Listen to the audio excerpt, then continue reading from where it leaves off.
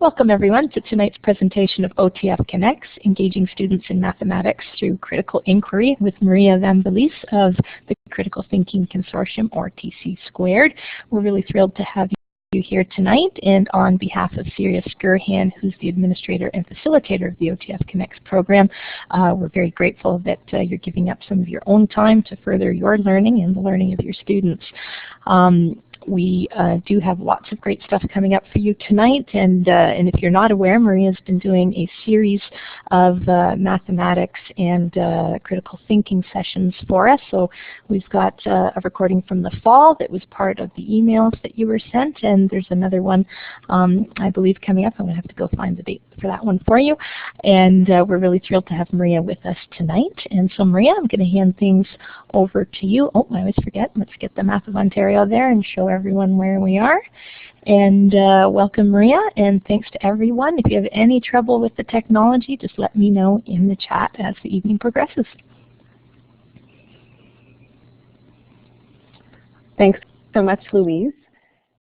Welcome to everyone. It's great to be here again with all of you, so many teachers on a Thursday night. I know that shows a lot of dedication, especially in a time when I know so many of you are working on report cards. So thank you so much for joining us, and I hope tonight is useful for you and gives you some things to think about. Just really quickly, I am wondering if I could get a sense of who has participated in either one or both of the previous sessions that I've done with OTF or had a chance to listen to the recording. You can use the little check mark yes no box that's on the right, and just want to get a sense of how many people have been in previous sessions here. Okay, great. So we do have a number of people who haven't participated, and I have designed the session so that you can absolutely come in, and there will be a bit of review. So for those of you who were in previous sessions, it's a great opportunity to just deepen and continue to reflect on what we've been learning. So I do want to know, in terms of this year, what you've tried or been working on in your math class, any particular successes you've had or any challenges that you've had. And if you want to take a moment to use the text tool and just write in the box something that you've tried or been working on in mathematics teaching and learning. And again, hopefully something that's either exciting you or something that I call the pebble in your shoe. I got that from Anne Rodrigue at ETFO. I think it's a great phrase. It's those things as teachers that we're continuing to think about, or something we're not quite sure if it's working as well as we want it to be working. So either something that's really exciting you or something that you'd like to continue to reflect on over the course of the year and try some things with. Great, so group work being a challenge, problem solving, collaboration, building a math talk community,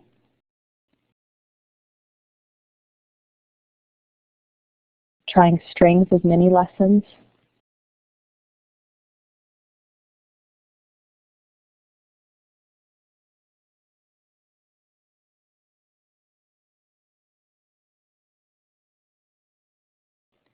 integration between science and math, 3-part lessons,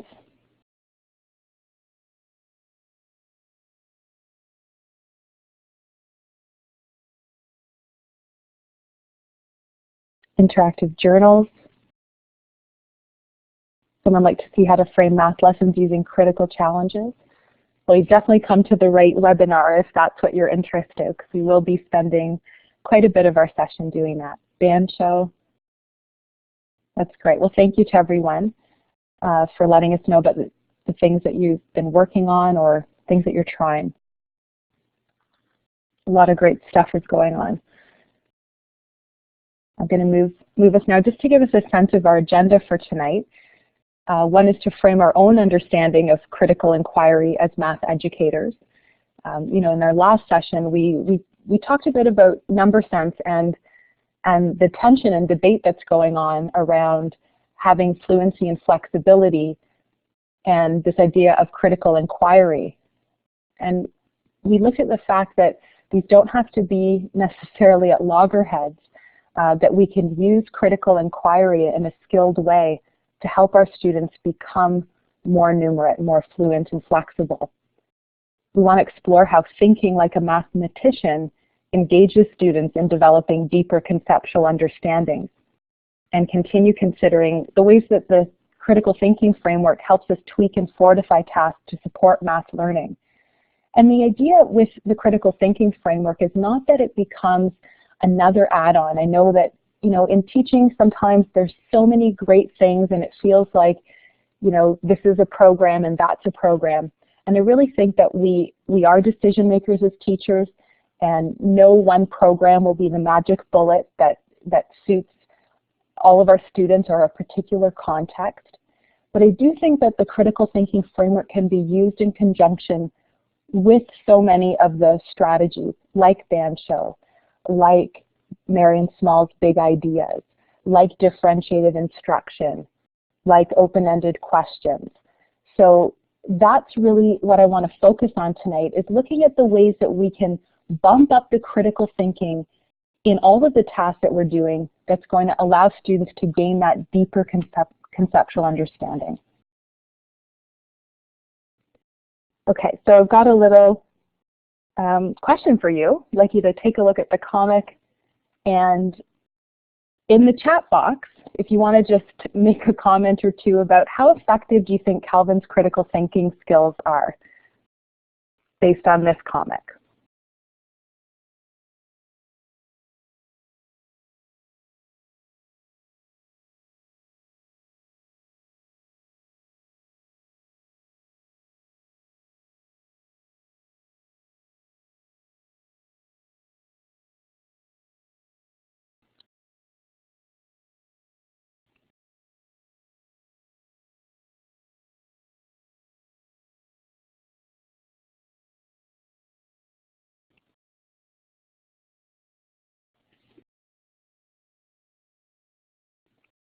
Okay, so absolutely, he knew that both answers couldn't be the same.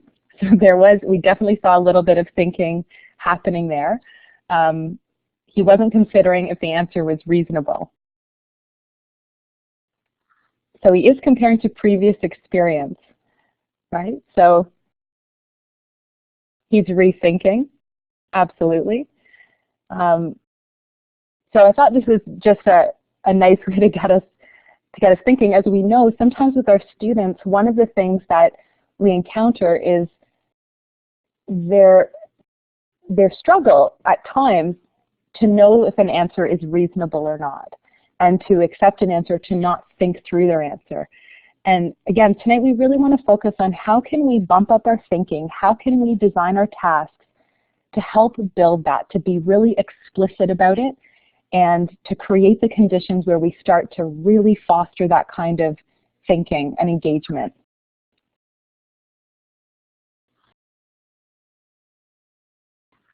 Okay, so here I've got two statements, and I want to ask you, and you could use the sticky tool. I'm not sure if I'm saying that right, Louise, actually, but I'm thinking of the little graphic tool, and you could put beside the one that you think provides the most compelling rationale for developing strong numeracy skills, or again, if in the chat box you have something you wanted to say about why, or whether you think it's neither, or whether you think it's both. But yeah, think about those statements. I think they're quite interesting.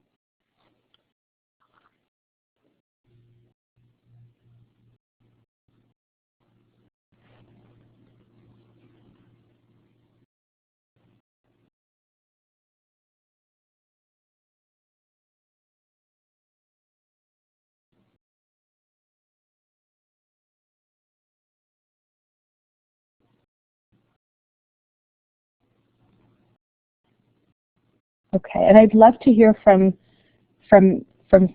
people as to why they have picked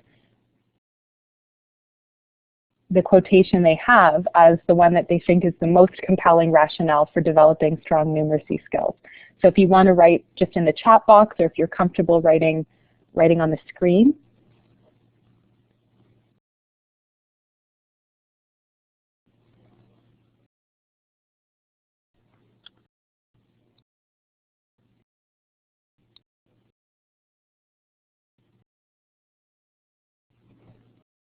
Okay, so the idea that one is from a more negative viewpoint and one is saying it in a more positive way.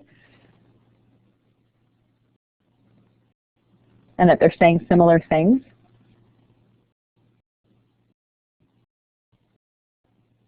Yeah, it is important to think and reason numerically. And I think what's interesting too about these quotes is we don't often, I think, frame numeracy in the context of citizenship and how important it is to our capacity as citizens and engaging in the world, in society, in effective ways. Sometimes, you know, the idea that math is this subject that only particular people with a particular kind of intelligence engage in, and you know, that's sort of a model of math that has been there, and it's certainly been challenged over the last number of years, and it's really being challenged in the times that we're teaching, which is quite exciting, right? It really is exciting to open up numeracy for ourselves and our students.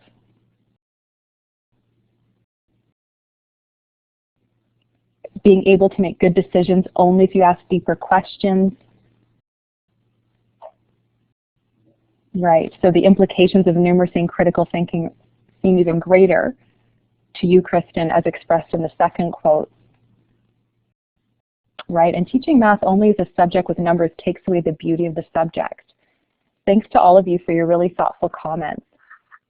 So what we just did is we just engaged in a critical thinking task.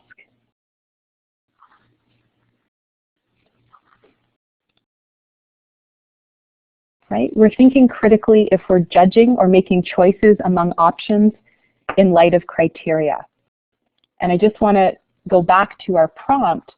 You know, you're asked to choose, right? You're making a choice between options, and the options weren't, you know, the options weren't necessarily, there was enough similarity that you did have to think about it. It wasn't that one option was clearly the right answer and one was the wrong answer. A number of you did favor one over the other, and you had your reasons for that. But the criteria you were using is most compelling. So again, that in of itself is a critical thinking prompt. And at the consortium, we define critical thinking as thinking through a problematic situation about what to believe or how to act, where the thinker makes a reasoned judgment that reflects competent use of the intellectual tools for quality thinking. So when we think about mathematics, it really is a subject that lends itself to that kind of critical thinking, because we're often confronted with problems. But again, focus on making reasoned judgments. In certain ways, some approaches to math have emphasized memorizing or learning an algorithm that can be applied, and not as much on the reasoned judgment.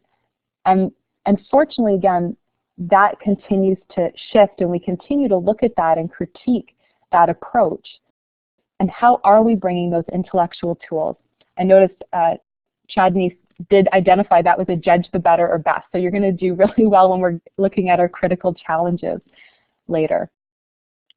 So to create a thinking classroom, we talk about nurturing thoughtful communities, framing critical challenges, teaching the intellectual tools, and assessing thinking and performance. And just to review, for those of you who have been in previous sessions, and for those of you who aren't familiar with the critical thinking model, the intellectual tools are these 5 prompts that you see at the bottom. So background knowledge, criteria for judgment, critical thinking vocabulary, thinking strategies, and habits of mind.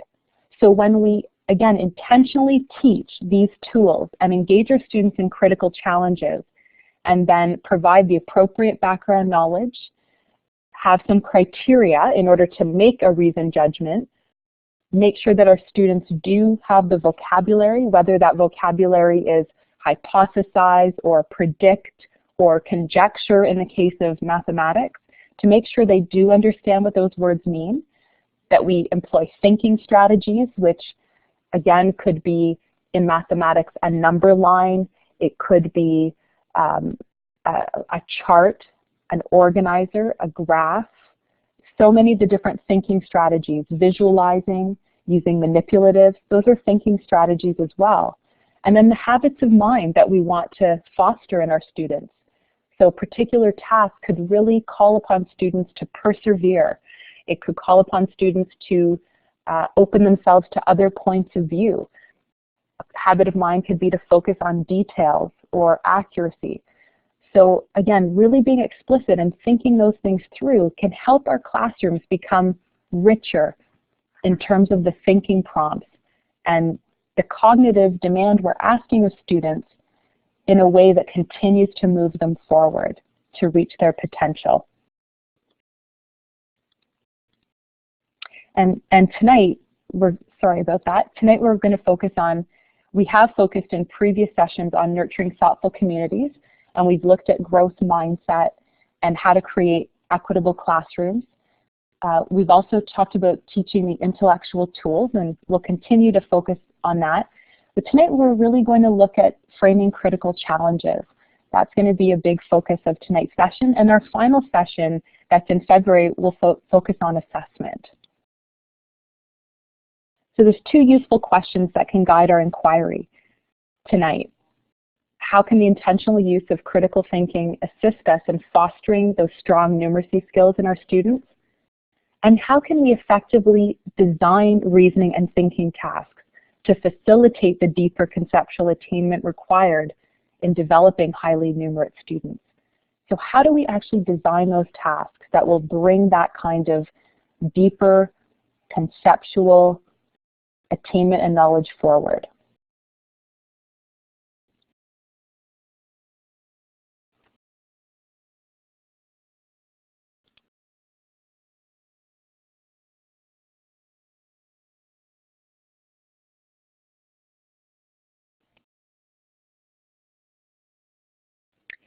And finally, one of the things that I think before we get into our critical challenges is to really realize that when we're critically thinking in math, that is thinking like a mathematician.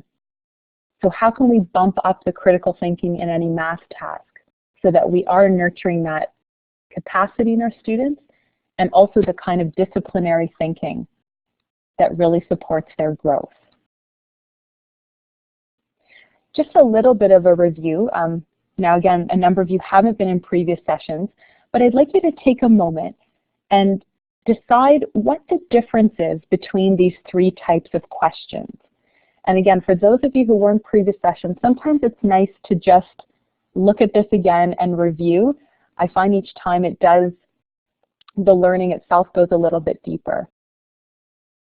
In terms of getting a copy, I could provide a link after with Louise, a PDF of some of the slides that were used in the presentation.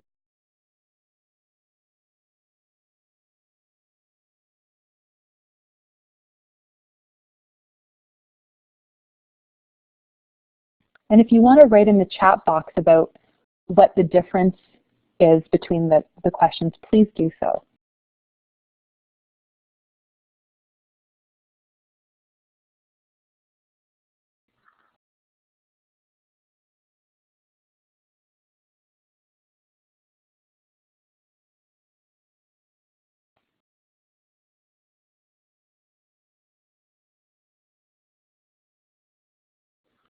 Or even if you want to jump in, if it's easier for you, I'm only conscious of, I love to have the discussion, I'm only conscious of the fact that we do have a number of people at the session. But if you do want to share your thoughts via the microphone, if you just want to put your hand up and we can do that in order, that's another option for us.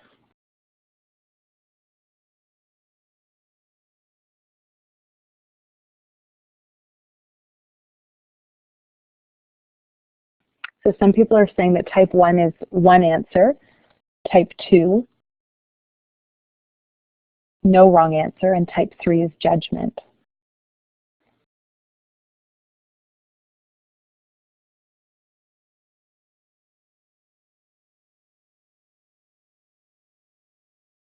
Type 3, very open. Someone's writing type 2 is more of an opinion. Type 3 seems to require deeper thinking, is more open-ended.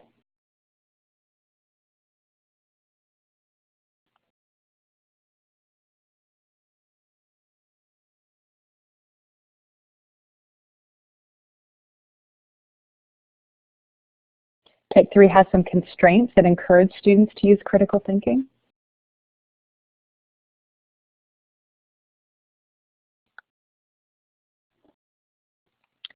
Type 3 requires defending.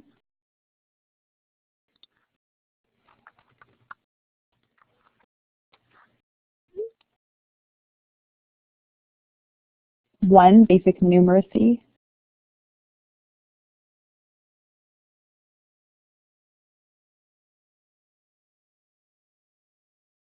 Okay, so great. So absolutely, when we look at these questions, type 1 is more of those factual recalls. There is a definite right answer.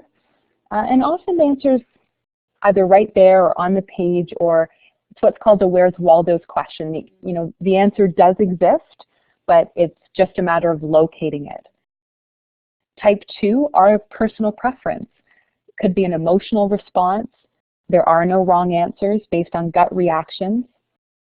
And type 3 are the critical thinking questions. Usually builds on your own curiosity, could take some investigation. There's more than one possible answer, but not every answer is necessarily a good one. That's also really important to point out. You do need evidence to support your answer, because a classmate may have a different answer that they would also justify with supporting evidence. And you do have to make a decision and solve the problem using criteria. One of the things to bring up here as well in terms of personal preference is, in some cases, we can use we can use the type 2 questions, and sometimes we think they're the avenue for getting at the deeper thinking. But then we notice that students can get sometimes quite territorial about their opinion, and perhaps their answer isn't quite where we wanted them to go. And they might say, well, you asked my opinion, and that's what my opinion is.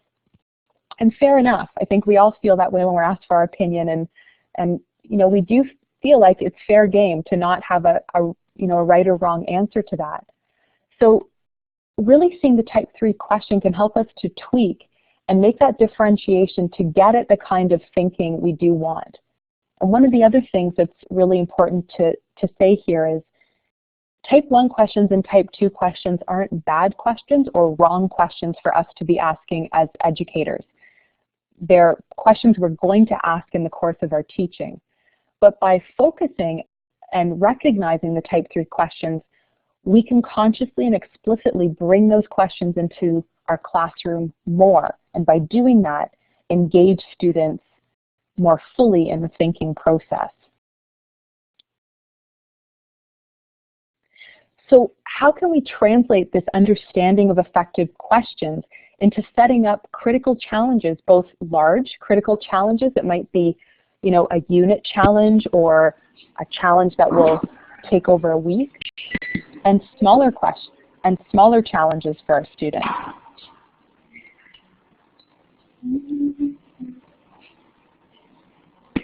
So there are 6 types of critical challenges that we work with, and some of you are clearly familiar with them. Critique the piece, judge the better or best, rework the piece, decode the puzzle, design to specifications, and perform in real time. And I'll just give you a moment to look over those types of critical challenges.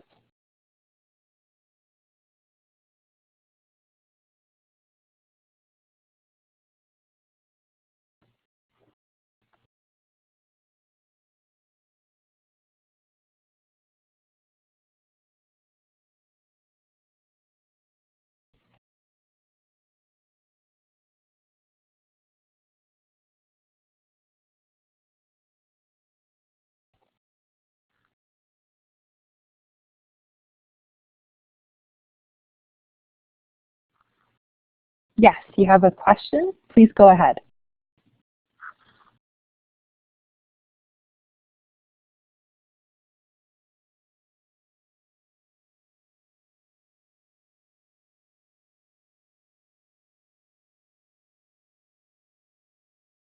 Oh, sorry, okay, great. Okay, so now we're going to take a look at what these critical challenges might look like in mathematics.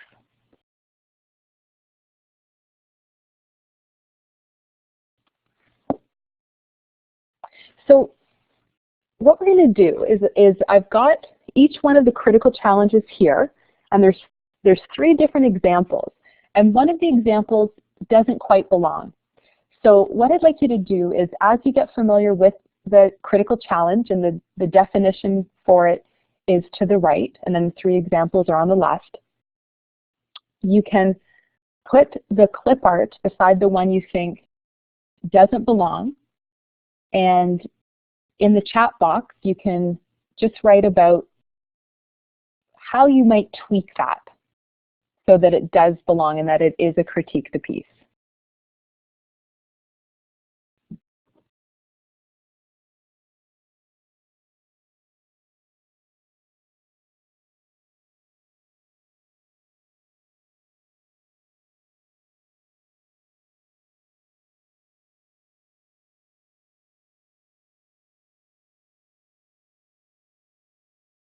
Okay, so someone's saying, Tessa is saying, is this survey data about students in your school useful? Great, yeah, that's a great tweak, right? So they're assessing the survey to see whether or not it's useful.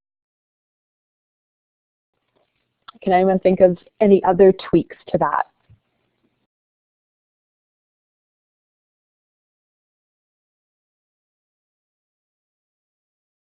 And I also hope that you're thinking about in your own class or an upcoming unit or a current unit, can you take this critical challenge and find a way to make it work in what you're doing? And if you also want to share that in the chat box, please feel free.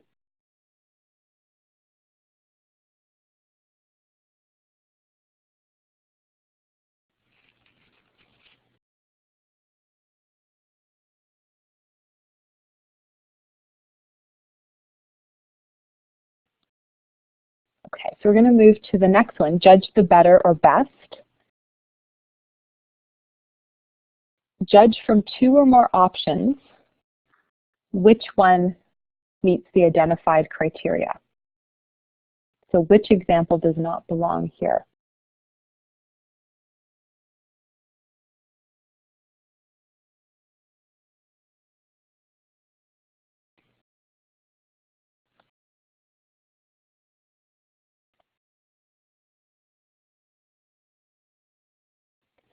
So for this, someone's asking just for a repeat of the question. So looking at this critical challenge of judging the better or best, which of the three is not a judge the better or best? And can you tweak it so that it is a judge the better or best? So again, for those of you who are noting which one you think doesn't fit, can you think of a tweak you could use to make it more of a judge the better or best?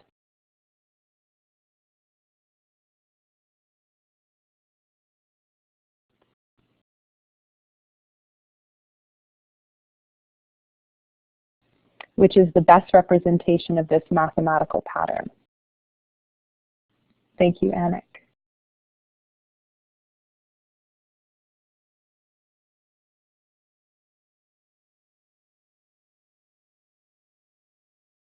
That could absolutely be a tweak, or which of these three examples most concisely and accurately represents the pattern? That might be another tweak that could be done for this challenge. Which pattern is the best representation of the data?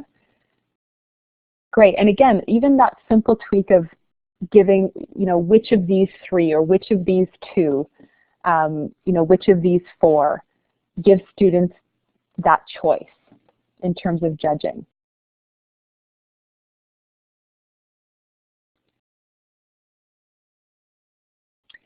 Okay, so reworking the piece. So here we're transforming a product or performance in light of some additional information or an assigned focus.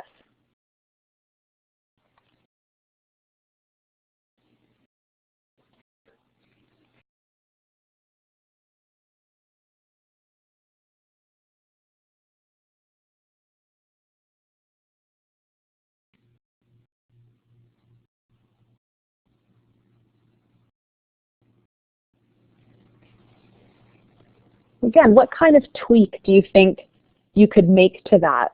This one I think is a little more tricky to think of.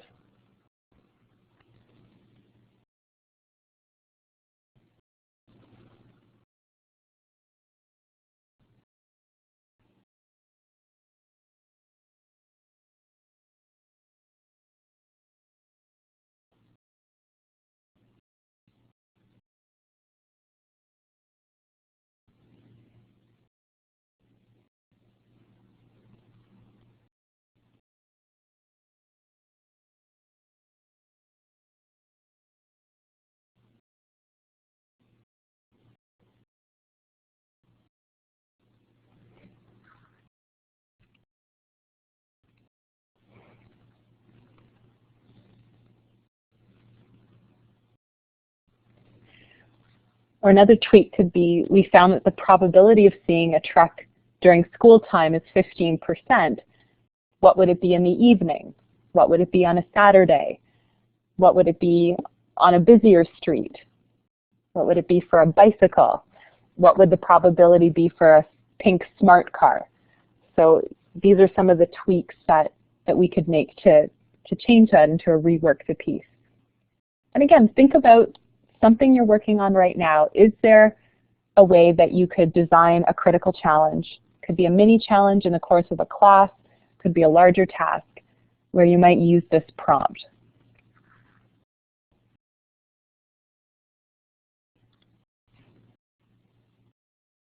Okay, decoding the puzzle. Suggesting and justifying a proposed solution, an explanation, or interpretation to a confusing or enigmatic situation.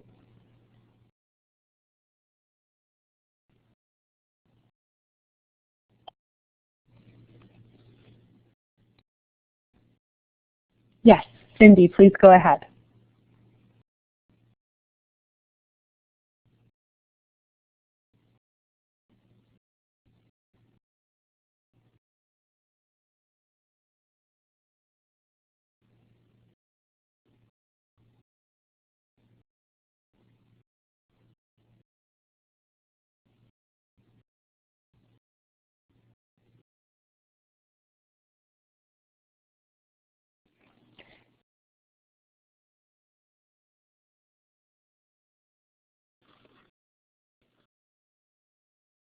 Are you not able to hear me, Cindy? Ooh, I'll jump in and send a couple messages with Cindy. Hang on.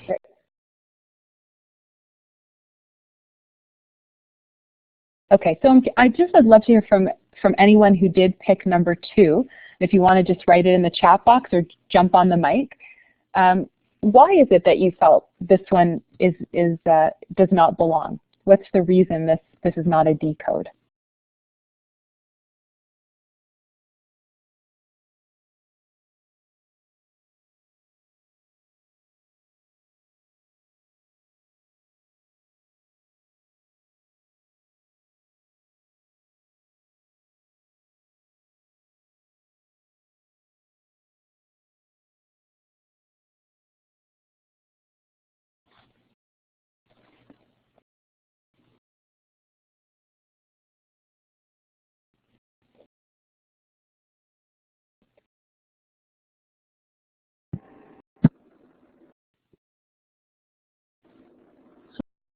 Hi, Maria.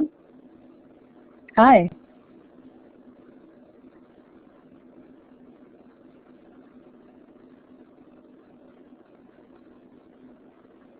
I think because it's actually asking you to use a pattern block to show the pattern. Mm-hmm. I could have used something else to show the pattern. It could be algebraically done. It could be done by drawing. Mm-hmm. And there's no explanation that is required or interpretation. Right, exactly. So it's use pattern blocks to show the story pattern we discovered. There is no. I'm giving them the tool, basically. Yeah, there is. I'm telling them to use pattern. Yeah, there is no enigmatic situation there because the story pattern's been discovered. So it isn't a confusing situation. We could tweak that to so it becomes a decode. What are some possibilities for how that might become a decode? Right, can you model a story pattern from Goldilocks? Absolutely. Can you figure out the story pattern? So there, it hasn't been discovered. You've actually got to figure that out for yourself.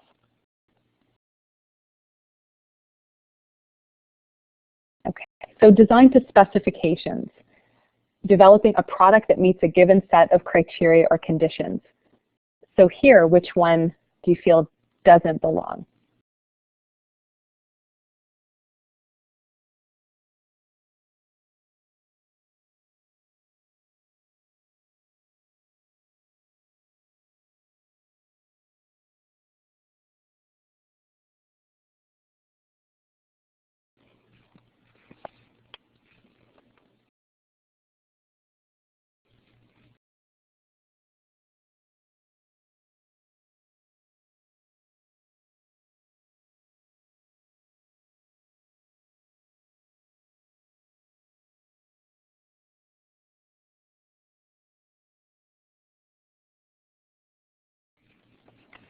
Right, and again, do people have some suggestions as to how we might tweak this to make it more of a design to specifications question?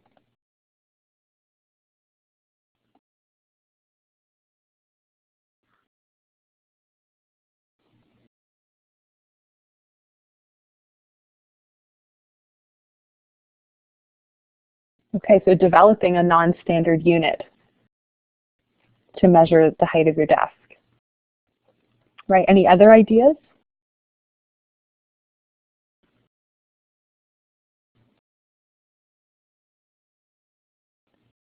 Perhaps it could be create a plan for measuring our classroom using non-standard units.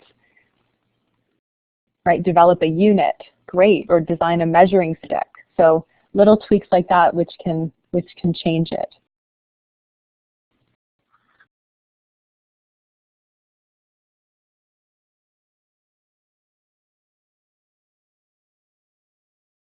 Okay. So moving on to the final critical challenge of the 6, perform to specifications.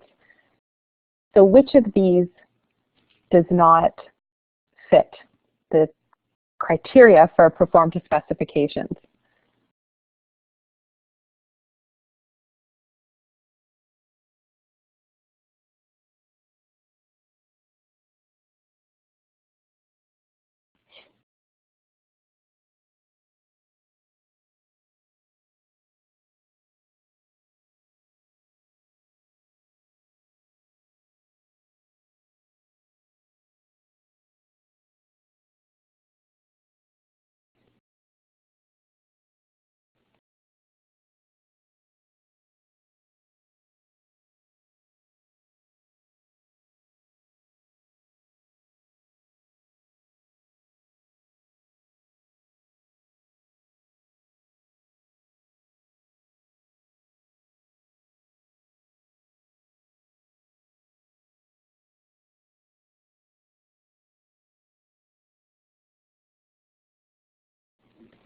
So this one seems to be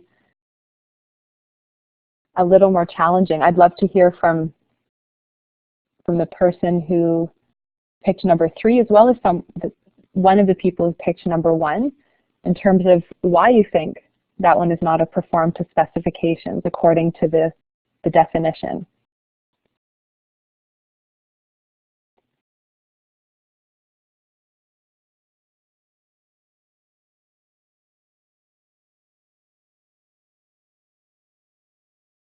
Okay, so Janice, you're saying missing the criteria. So right, so and Laura picked number 3, more of a design to specs, creating a product rather than performing.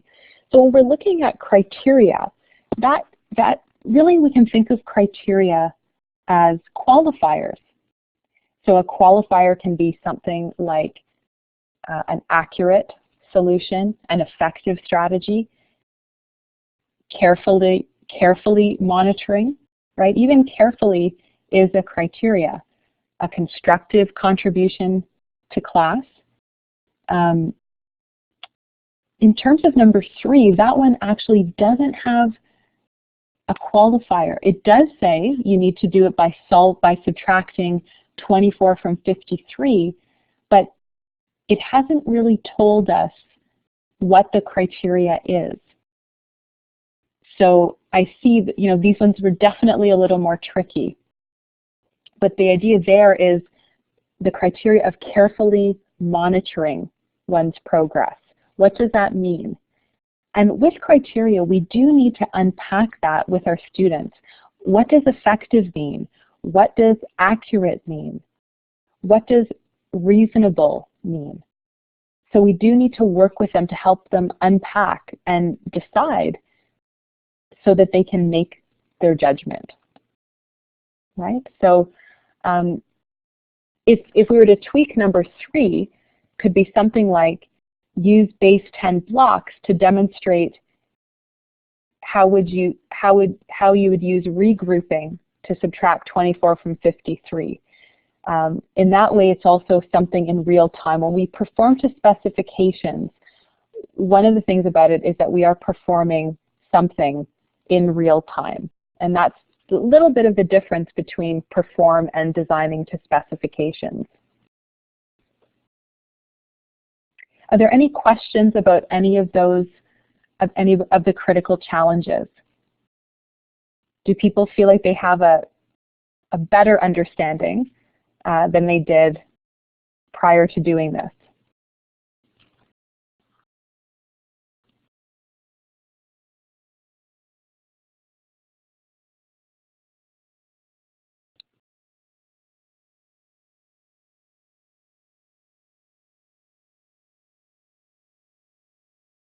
So the specification is not always, it's not always the how.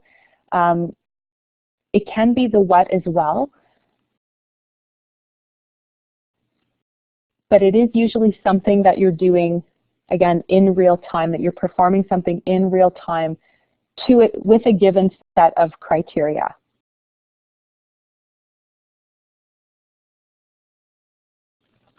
I want you to think about, too, even this strategy of giving students choices and how that might impact their concept attainment.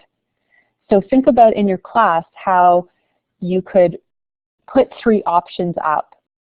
Let's say, some of the qualities of a parallelogram, and 2 are qualities of a parallelogram and 1 isn't. But the one that isn't necessarily so far off that it's obvious. It will, does require that little bit of thought, and how that process of deciding which one doesn't belong is again a useful strategy that invites thinking and invites the deeper conceptual attainment.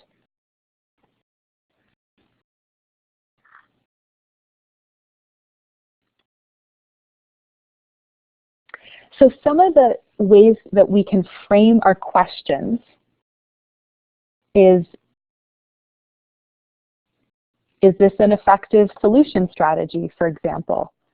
Or which of these 2 strategies is more effective? Adapting a strategy to make it more effective, we might ask, what would happen if we added a negative integer to this number? Or what would happen if we decided to communicate our answer more clearly?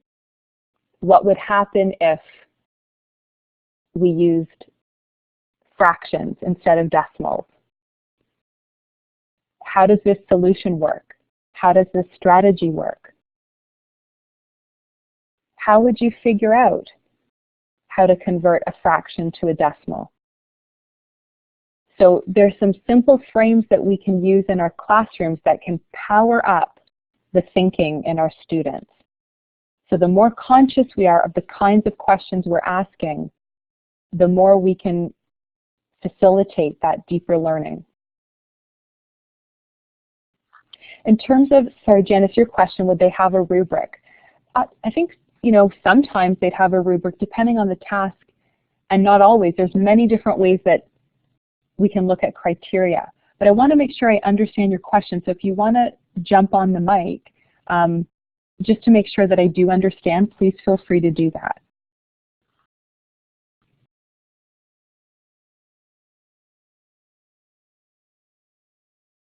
And again, I will provide a PDF of some of the slides following the your presentation. unpacking idea. Like, how do you get them to that unpacking so they know what you mean?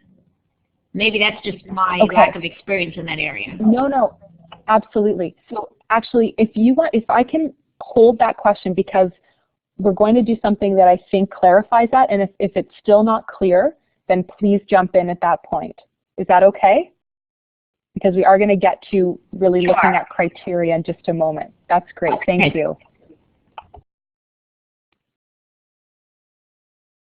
One of the things I wanted to talk about tonight is how to integrate critical thinking prompts into open-ended questions, because I know, this is something that is a focus in mathematics, and I think it's a great focus. Open-ended questions are wonderful ways to differentiate. They're wonderful ways to create entry points for students. They're a wonderful way to prompt inquiry. So how might we integrate critical thinking prompts into those open-ended questions?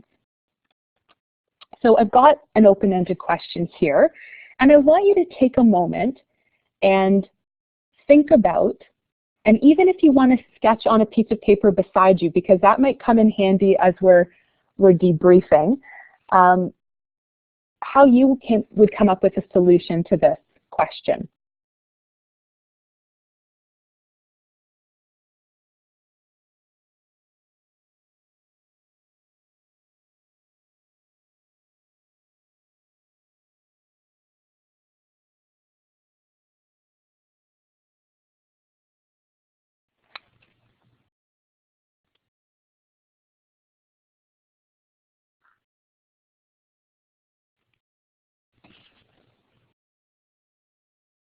And when you've had a moment to solve this for yourself, if you just want to make a check beside your name, just so I know when I'm able to move on.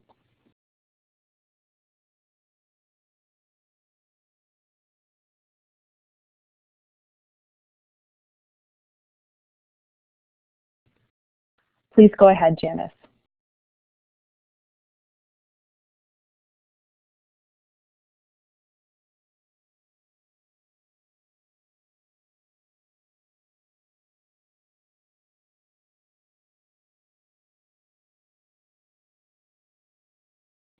Again, I know some of you are teaching junior. This is definitely a grade 7 or actually grade 8 math, because we're also focusing on intermediate, and I wanted to make sure I had some things for intermediate teachers. But again, open-ended questions, we can talk about just, in a broader strategy applicable to your own grade level.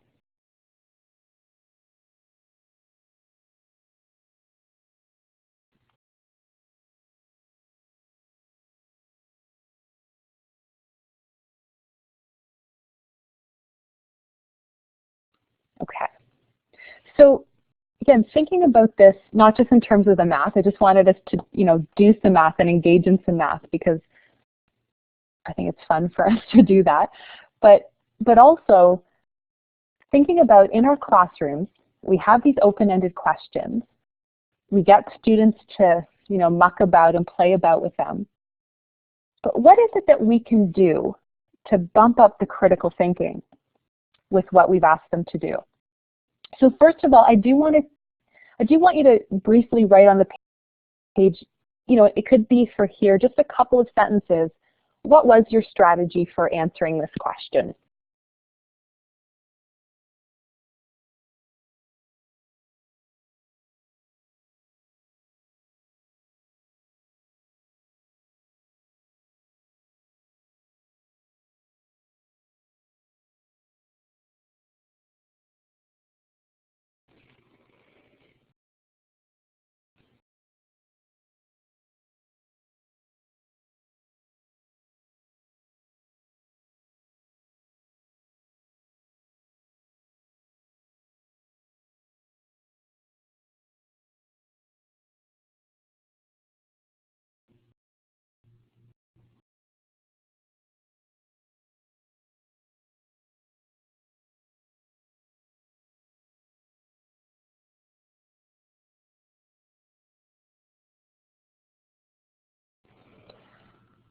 And what's wonderful, we talked about this in our last session about number talks and the richness of number talks, of really inviting students, you know, to share their solutions and creating the kind of classroom environment where students feel comfortable sharing their strategies.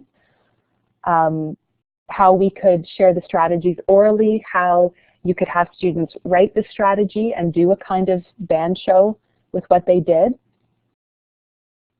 And again, depending on how comfortable and safe your classroom has gotten to, and it depends on who's in your class and what's going on, but you can decide if you've gotten to the place with students where you can have those discussions where we're looking at different student strategies and making some decisions and some judgments about those strategies in a way where students don't feel on the spot, you know, and you're going to have to make the judgment about whether that's possible.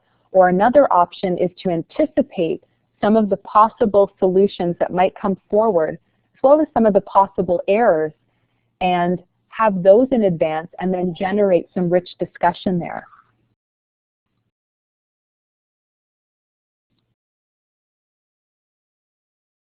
So that's great. So we see a lot of different, this is what I love about getting people to share their solutions and strategies, is that we do see the creativity and the number of different ways that people are able to enter into a problem and solve it. Right? So someone noticed that it was a negative number, so either 1 or 3 are negative, finding the factors of 48, but then knowing that 1 or 3 of them must be negative, a factor tree, dividing 48 by 2, then finding the factors of 24.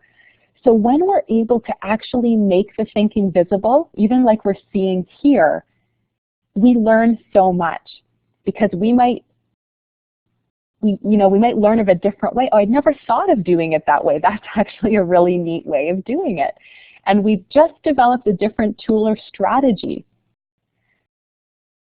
It also creates that feeling of, okay, yeah, like there are a number of different ways, and there isn't this one absolutely right way that you can approach this problem, and that's it. And it starts to open up mathematics for students and makes them feel, I think, safer and more inspired and more courageous about sharing their thinking.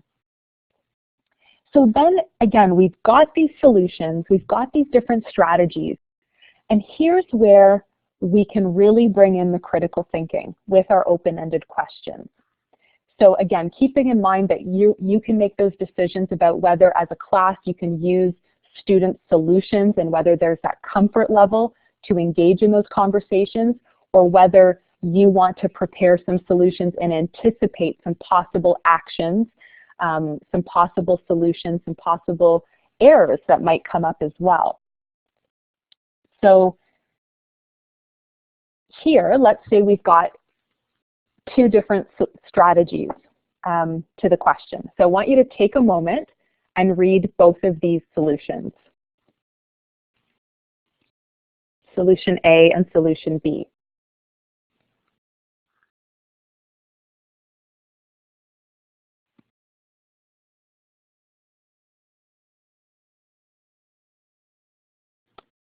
And while you're doing that, Janice, just to respond to your question, it could be, if you anticipate some challenges for your students, it could be providing them with a series of factors for the numbers you're going to be working with, right, as a tool, as a support for those students.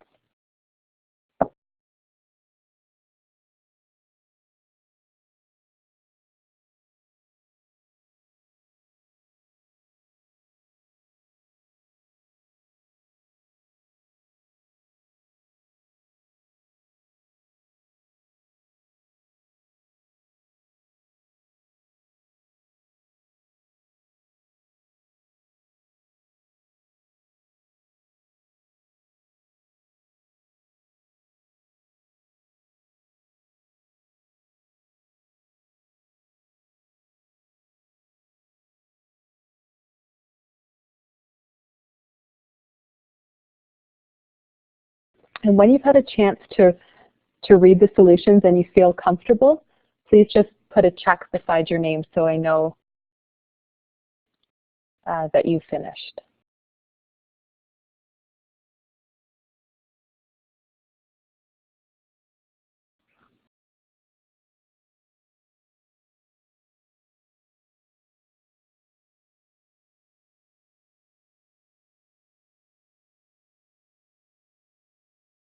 Oh, Mary Jo, I really want to share what you've written there. I think that's a really neat idea.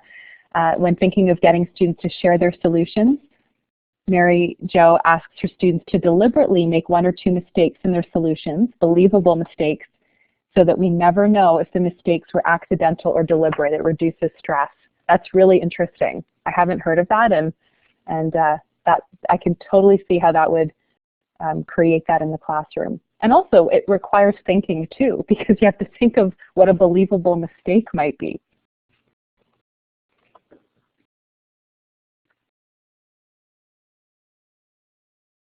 Okay, so just give another moment. And again, if you have read it, please just check, because I don't want to move on if people haven't had a chance to read the solution.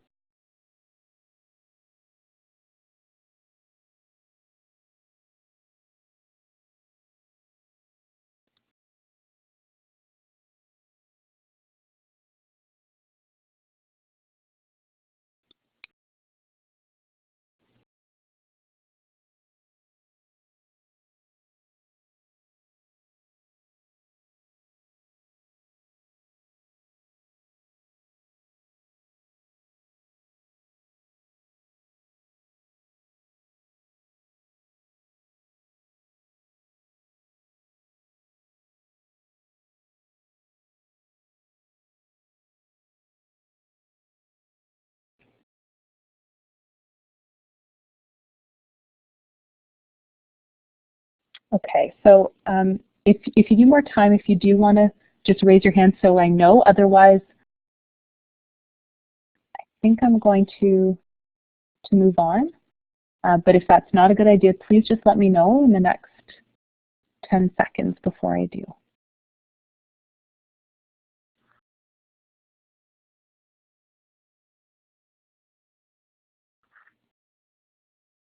Okay. So again, what I want to point out here is how we can use the critical challenge prompts in the consolidation phase of learning. And that's what we're doing with those solutions, is we've given this open-ended task, we've invited that differentiated grappling from our students. But it's so important that we consolidate. And even when we're working with a 3-part lesson, and that's a number of you are, and you mentioned that, it's that consolidation phase that really deepens the understanding.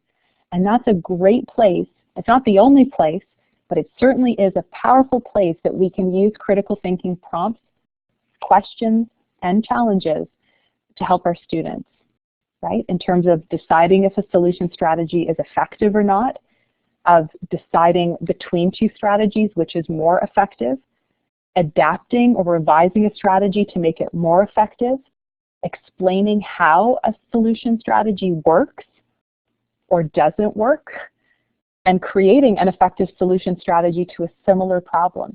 Those are all prompts that we can use in the consolidation phase that will deepen the mathematical reasoning and conceptual attainment for students. So in this case, which strategy is most effective?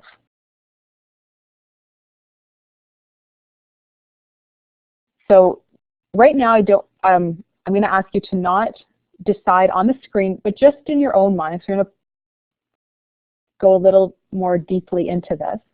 But think about which one of these, from your judgment, is most effective.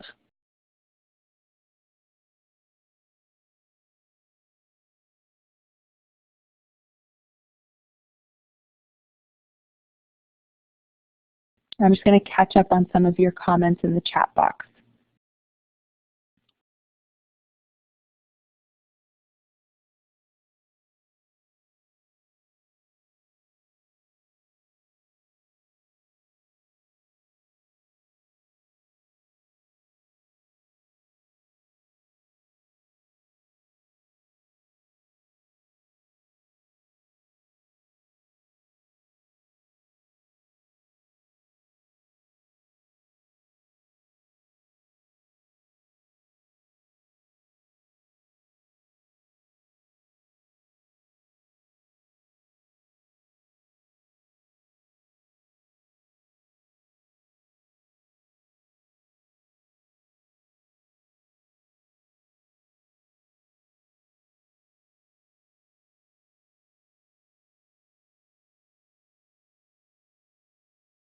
Okay, so a couple of things I just want to point out from the chat box. Someone's talked about a great resource called My Favorite No, where a teacher displays mistakes, and it's really good for minds-on, so I just want to make sure I mention that. In terms of the question whether the prompts, the critical challenge prompts would work for this question or if there's one that's better, again, I really do think that you could use all of them and tweak them for this particular question and for any question, and you can just decide, you know, depending on your students, depending on the concept itself, which one you think, where you want to go with it.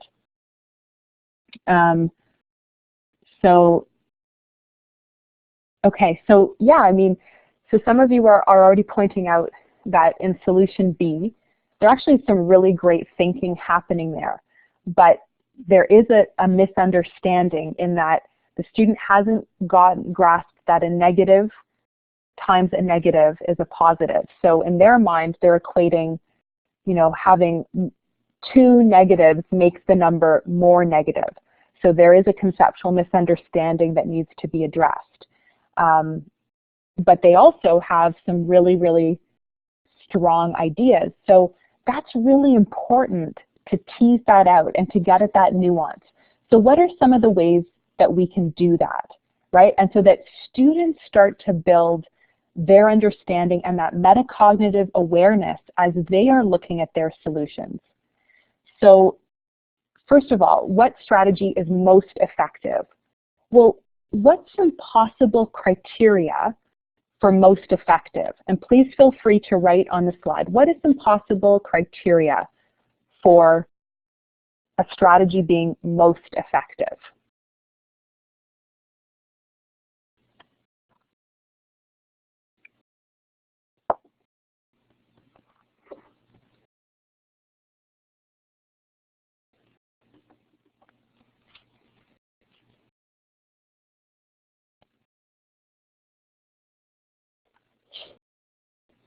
And again, as a teacher, you can make that decision about whether you want to co-construct the criteria with your students. Sometimes, depending on who you're teaching, it can be, you know, the absolute right choice to give the criteria. It could be that you have a sense of the criteria in your back pocket and you want to guide the students towards that criteria. So again, there's a number of different options that you can make in terms of how you surface criteria in your classroom.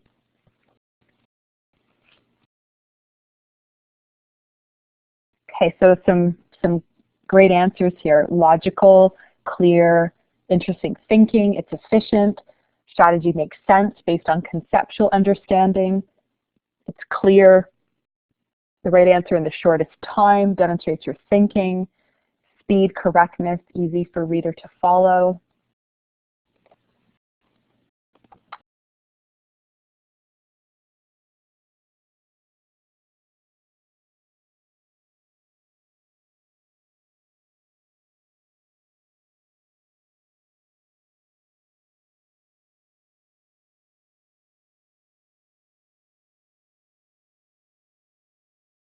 Okay, so again, so building on that, we could, and again, you could do this as a class, and then we could decide. And usually with criteria, you know, you don't want to have too much criteria for students to get bogged down in. So, you know, depending on your class, you could have 2 criteria, 3. I would say, you know, again, no more than 5, and 5 can be quite a bit. You'd probably want that for a larger scale task, but you don't want them to get too bogged down. So, you know, 3 criteria or 4 is usually a really, really good manageable number. So, you know, again, some possible criteria, taking what people have said, you know, it could be that the most effective strategy is an efficient strategy, it's well understood, and it's reasonable and accurate. So again, what does that mean? Well, efficient could be it incorporates previous math knowledge to arrive at a solution more quickly. That can be how we define efficient. well understood. You know, I understand what they're doing in their solution or their strategy. You know, there's a clarity to it. And reasonable and accurate. It makes sense and it leads to a correct answer. So that's some possible criteria for most effective. And the more we help, and the more that we actually repeat some criteria, you know, we can have different criteria for different tasks, but let's say for effective, we decide that, you know, this is our criteria. Perhaps, you know, something might change, you might add something or tweak one depending on a particular task, but it's really helpful for students to start internalizing that criteria and start to judge their own work in relation to it. And that helps us get, you know, away from, you know, what we saw with the cartoon at the beginning with Calvin. You know, we did see some thinking there, but obviously, you know, at first glance, he wasn't even thinking about the reasonableness of the answer he was given of 1 billion in response to a question that was 2 plus 7. So how do we get our students to develop that? How do we get them to look at their solution? And again, we can think of many points in our class where, you know, we'll say, explain your thinking in pictures, numbers, words, or make sure you communicate your solution, and students still struggle to do that. So with criteria, again, it's that extra step of asking them to really look and make a judgment about their work and become more metacognitively aware of what it is that they're doing.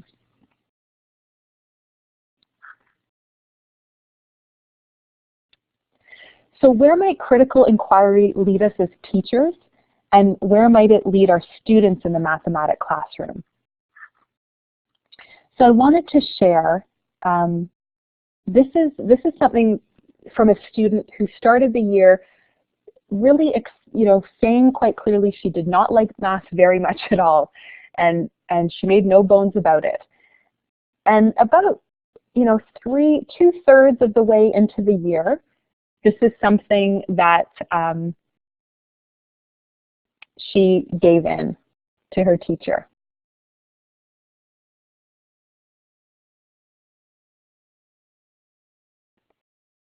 And I'll read it just in case you have trouble with the writing, for those who are having trouble. Over the weekend, I made a mathematical discovery. I'm sure it's already been made, but I've never heard of it before. Here's a bit from the 9 times table: 18, 27, 36, 45, 54, 63, 72, 81. Start at 45 and 54 and branch out. You'll see the mirror image. So yes, even over the weekend, kids' brains can absorb small quantities of math, though many teachers may think otherwise. Also, I found it kind of cool. One of your students. You probably know the handwriting. So, you know, this was obviously a joy for the teacher who got this, because, you know, this student really was not into math. She found it boring. She felt very constrained in the class.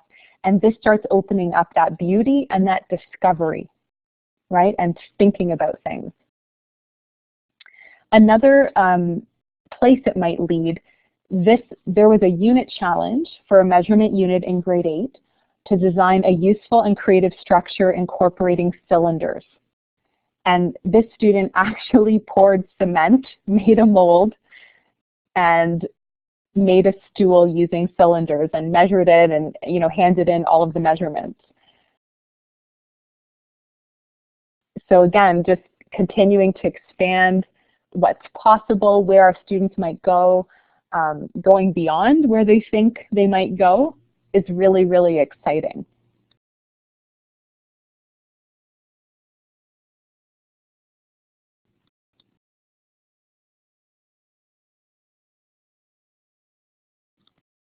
And if you're not familiar, I did want to just say a little bit, and I did bring this up in the first session, but you can really go big with critical inquiry, and you can develop a task, an open-ended task, that the entire curriculum for that unit cascades out of it.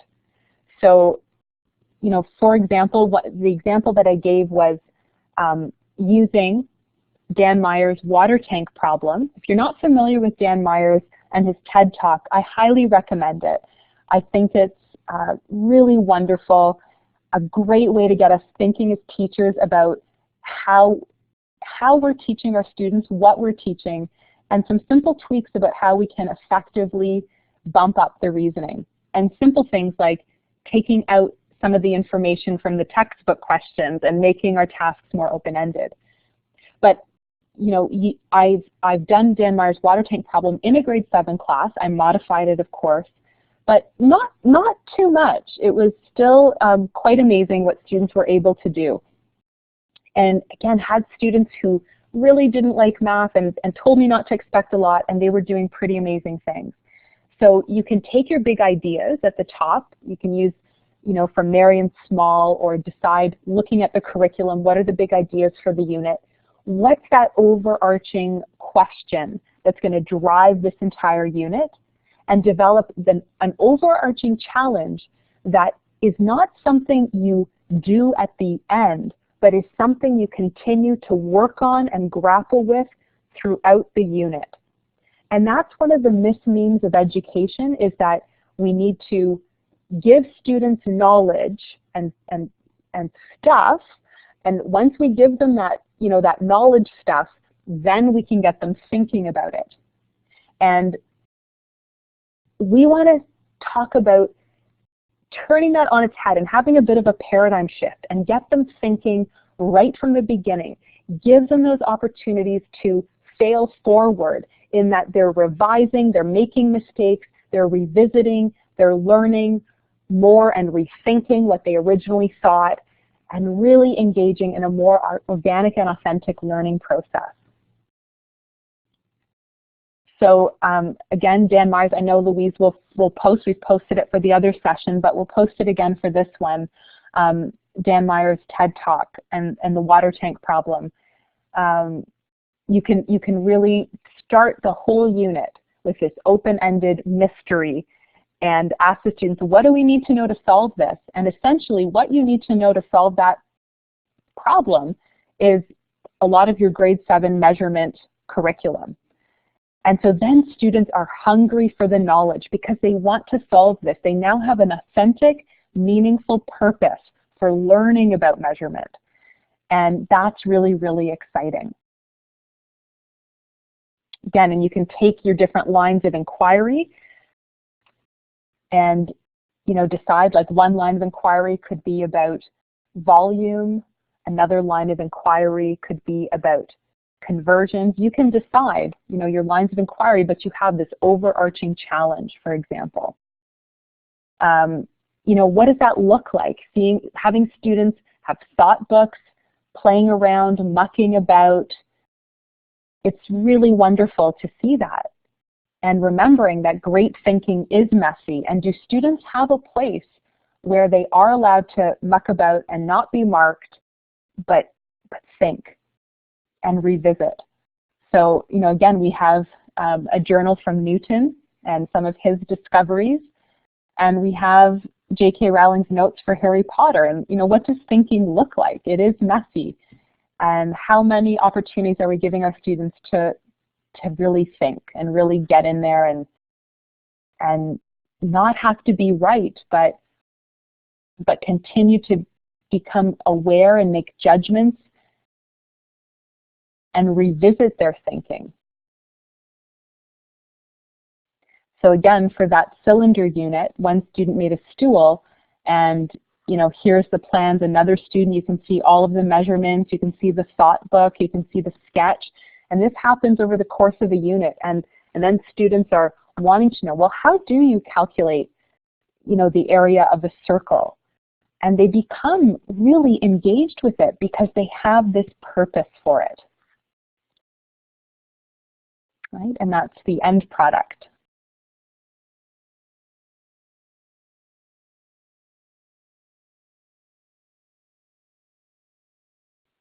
So what are some additional ways we can bump up the thinking? Well, here are some things we can consider having students do. I'll just give you a moment to read this.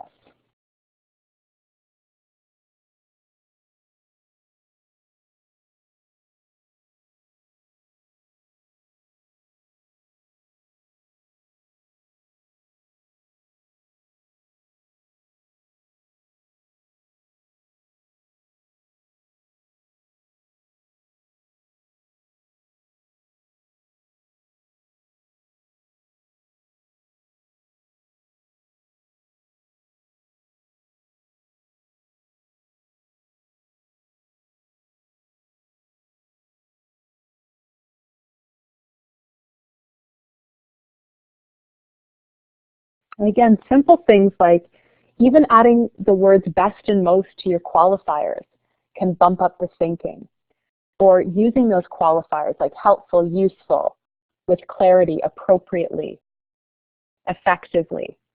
These bump up thinking. Helping students, directing students to seek patterns and to generalize based on what they're seeing in those patterns.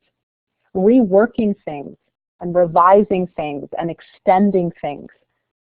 Right? These can really bump up thinking. And letting them see a range of perspectives and interpretations and make decisions about those different perspectives and interpretations helps to bump up their thinking. So, you know, each time I've done this, I've used some different questions of moving from to moving to. So here's some different questions we can think about that, again, we often use in our class, like, have you gone back to check your work? There could be a little tweak.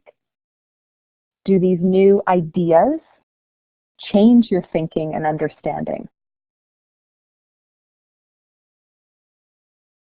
What do you notice? Can be tweaked to, is there anything helpful, insightful, interesting, informative, useful you noticed about the way this is solved or represented or explained? How can you make your thinking visible? Can be tweaked to, is the communication of your thinking effective? And this is more challenging for students, and I do think it's important too that we not shy away and that we do explicitly teach students that vocabulary. And it is amazing, even from young grades, when we teach them the words, how that deepens their understanding, and we can build that.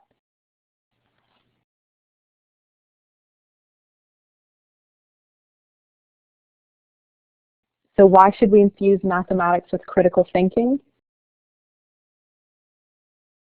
Well, it emphasizes the idea that math requires thinking for yourself. It helps our students develop that metacognitive and self-regulation skills that support learning. And we have more options for adapting instruction to meet the needs of students when we infuse our mathematics teaching with critical thinking.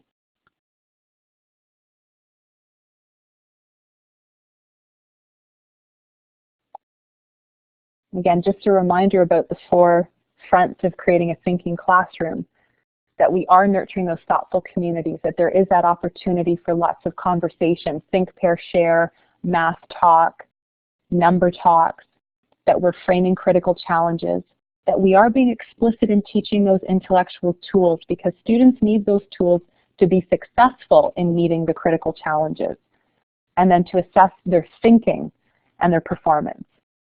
And again, our 4th session is going to focus on assessment in the mathematics classroom and how we really make sure that our assessment aligns with the thinking that we want to see. So how do we do that? On our website, we do have a number of great resources, so I encourage you. If you are one of our partner boards, you can find that information on our site. We do have a list of our partner boards. And when you register using your work email, you have free access to so many of our resources. We're still developing a lot in math, but we do have some really useful tools for thought, as well as our tips for teachers. And I'm going to send everyone one of our resources following this, which is an information sheet I wrote on how to tweak our questions to bump up and support student reasoning. So I will send that through Louise following this session. We've got some great tools on visualizing math problems, analyzing math problems, and checking the solution. And we have some other pieces in the works, including more bumping up and tweaking questions. So please visit our site. It is there. You can register. If your school board is not a partner, then I believe a yearly membership is about $40. And you can decide whether that's useful. Again, just so you know, we do have so many resources in a number of different subject areas.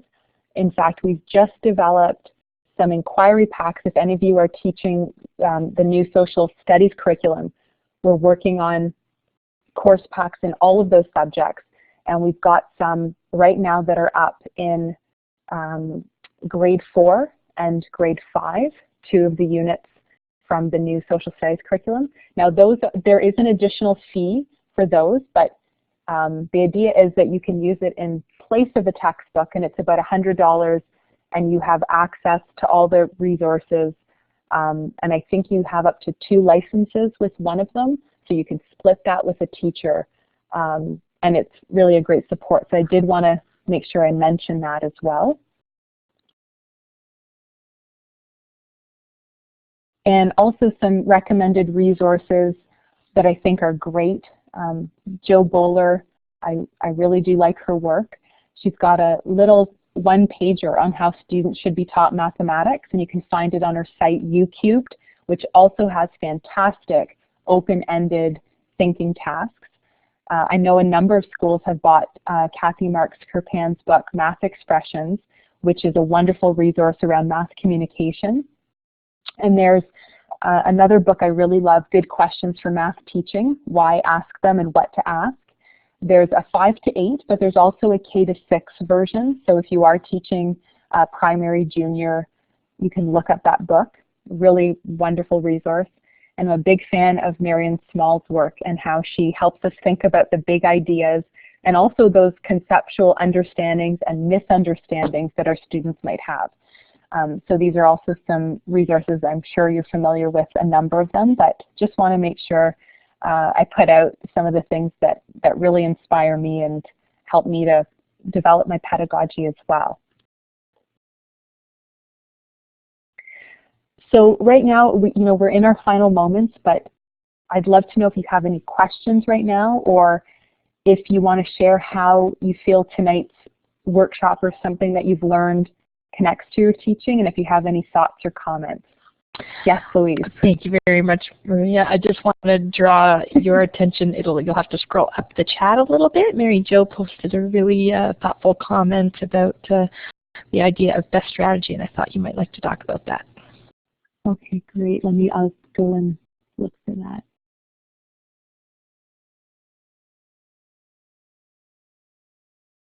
Right, absolutely. So best strategy might be different for each student. And I think that's why the qualifiers of effective, because it's not that you'll arrive at one answer of what's the most effective, and that's what the critical thinking prompts help us to do. What they deepen in us is the capacity to make a judgment in light of the criteria. So we could look at 2 strategies and solutions in light of criteria, and I might say, strategy A is the most effective, and here are the reasons why. And you may say strategy B is the most effective, and here are the reasons why. And we may both very well be right. And so long as we use evidence and we're making those reasoned judgments, then we are deepening our own understanding, because in deciding in light of criteria, we gain that deeper conceptual understanding, right? We're saying, well, here's why. It's because, when I'm looking at communication, I see this, I'm noticing this, and it just continues to build and grow. So I think you're right. This idea of best is not necessarily the qualifier we want to use, because how do we define best? But something like effective or efficient, and knowing that we may have some different, not opinions, but we may have some different judgments about that in light of the criteria, so long as we have the evidence.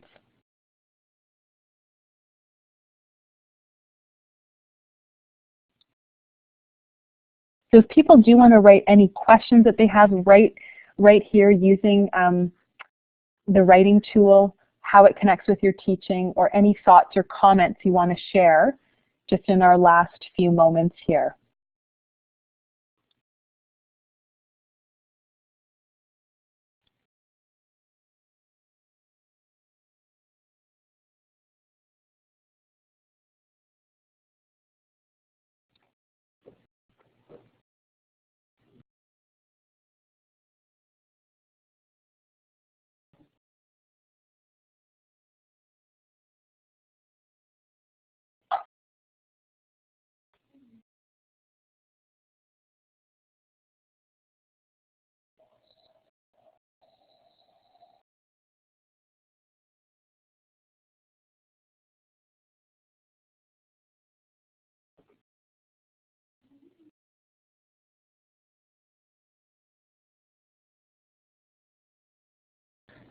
while you folks are still typing on there, I just want to let you know that those are some great comments, and we do have our feedback survey that we'd love for you to share some of those as well. I'm going to put that link in the chat.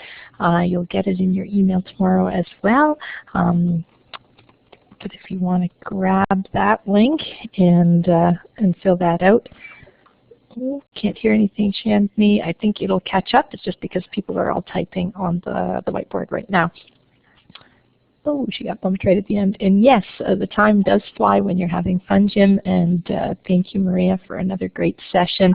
The resource page, I've already posted the link in there. I'm going to drop it in again because things fly by in the chat. You will get this via email as well and through Twitter. We'll post that out tomorrow morning. But most of all the resources